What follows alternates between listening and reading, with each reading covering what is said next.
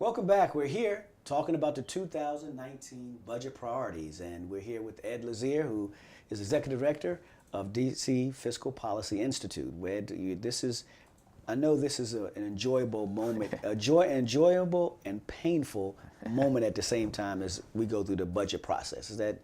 When I look at those budget books and those tables and I see the numbers, I know that they're translating into services that make a difference in people's lives. So it means a lot to me, and it's why we fight in the budget process to make sure that every dollar is going to the things that are most important and most needed for DC residents. So you get all geared up? We are all geared up down at that building called the John A. Wilson Building? We testifying a lot, and we're going to the mayor's budget engagement forums. We are training people across the city, including we're having some training coming up.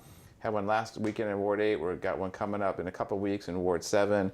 Let's back up and talk about that. Training, what exactly...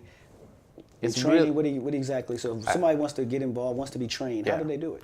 Well, we're holding training, so they can check us out at the DC Fiscal Policy Institute, DCFPI.org. But my goal is to give people enough information about the budget so that they feel empowered to be engaged. Give them enough information to be dangerous down at the Wilson Building, so that they can go at a hearing and testify about what they think their community or their family or their children need.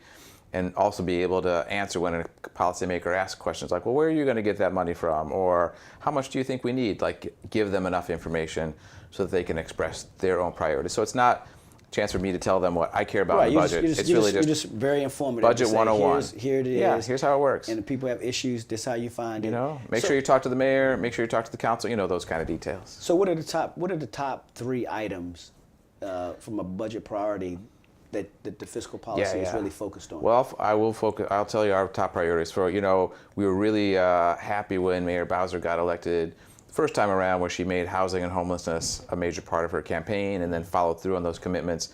And it's true, they're amazing, to put $100 million into the city's housing trust fund, for example. But we also know now that it's just not enough, that the city has become increasingly unaffordable, and we're not keeping up with the loss of units that really low and moderate income families can afford. So first and foremost, we want to see the mayor double her investment. She doubled it when she got into office last time. We want to see her do it again. Well, we have to, I've been around this thing for a long time. Yeah. And people have been talking about their commitment to first of all, the creation of the Affordable Housing Trust Fund, which, you're very familiar with. Back in the day. Just to create it was a fight. Yeah.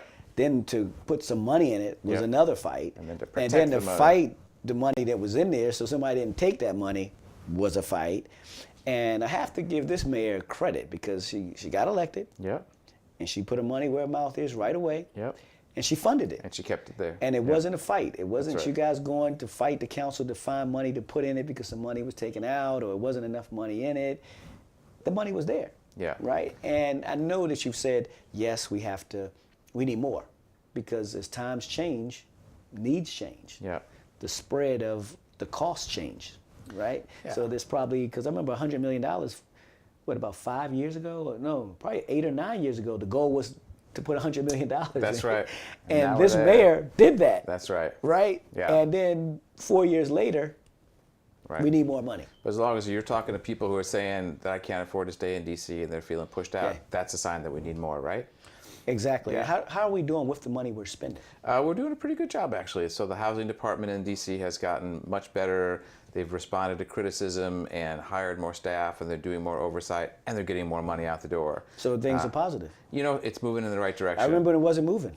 It's moving. Remember? I think you've been around when the money wasn't moving. Yeah, this money's moving. They're doing a good job. The Housing Production Trust Fund, the housing, affordable housing, clearly is one of your priorities. So that's one. Second is we just need to end homelessness. Cities across the country are making the commitment to end chronic homelessness, and we should too. Mayor Bowser has done a lot to create newer, nicer shelters and to move families out of shelter into their own housing. But again, when I walk near my office at Union Station, all I see are people sleeping under blankets or in tents, and that's again telling me that we're not doing enough. So that's number 2, is let's make a commitment to what it really takes to end chronic homelessness over 4 years and put us on a path. And I really want to see the mayor, I'd love to see the mayor commit to those things. She said... So when you say commit, like what do you mean by commit? Because commitment is real resources, well, right? We understand Affordable Housing Trust Fund was $100 million. That's so right. Everyone was trying to get to $100 million. The mayor puts $100 million there. Now we're trying to get more money. Yeah. Understand it. Got it. Ending homelessness. We want to do it want a commitment to do it. Yeah. But what does that mean from a resources perspective? I mean, we know that we'll need more money to do it, but we also know that it's not out of reach. You know, we just this last year. How much is more money? Right? I mean, just for folks watching, to put us on a 4-year plan, Yeah. this first year we need $30 million.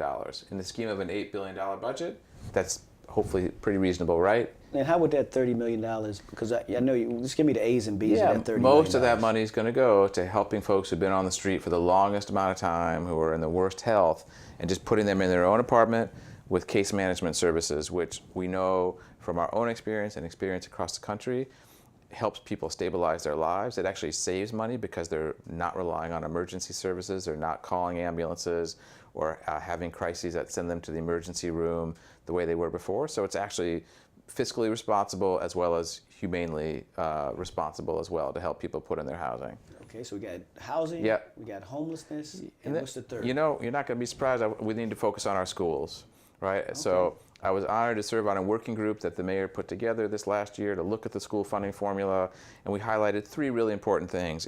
One is schools need a solid increase year to year to reflect how much their costs are rising, because we've actually had inconsistent school budgets. They're getting an increase every year now. Not guaranteed. It's been really up and down over the last 10 years. For the last 5 to 6 years, it's been an increase every year. We only caught up in the last 2 years. Before 2 years ago, our school funding had actually fallen relative to inflation for the decade before that. Because we had a recession where school funding got cut and didn't come back up. It didn't come back up enough. So it wasn't meeting the CPI, is that what That's you're right. saying? It was not meeting our consumer price index. It had fallen below that, which meant if your costs are rising and your money's not rising at the same level, that means you just don't have enough money to keep paying the same number of teachers and counselors. I got it. But over the last 2 years, 2 years we've been catching up. The mayor's budget has been, the CPI has been particularly to fund the school, pretty equal. Is that right? Teacher contract, yeah. So you're looking for, you believe that we should have more than a CPI? Is that what you're saying?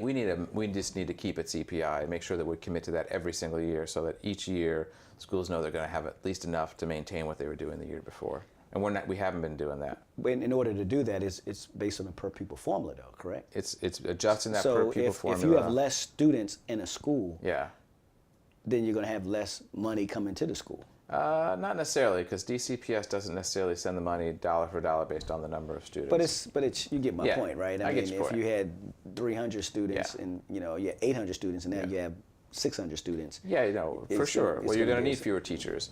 So the other thing that's been really important, so I was honored to serve on a commission looking at school finance that I think actually you may have commissioned when you were chair of the council, looking at our school finance formula. Yeah. And one of the things that we recommended was creating a part of the school funding that was specifically targeted on students considered at risk.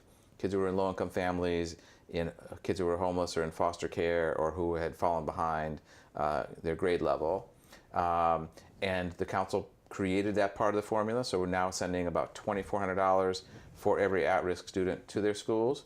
There's 2 problems. One is the study that looked at creating at-risk funding said we need $4,000 per student to really provide the smaller class sizes, the extra counselors, the after-school programming. But that was the initial report said 4,000 was the number we need. But it was 0 at first. That's right. Okay, so we went from 0 to 2,400. We have made progress. And this is over the last 3 to 4 years? It's been 5 years, yeah. 5 years? Yeah. So 5 years ago, it was 0. Yeah. Today it's 2,400, and now you're just saying, hey, we're seeing that we never got to the 4,000. And we really need to be at the 4,000? Yeah. Well, the other key part of the story is, so we might send $2,400 per student to a high school like Anacostia High School for their at-risk students.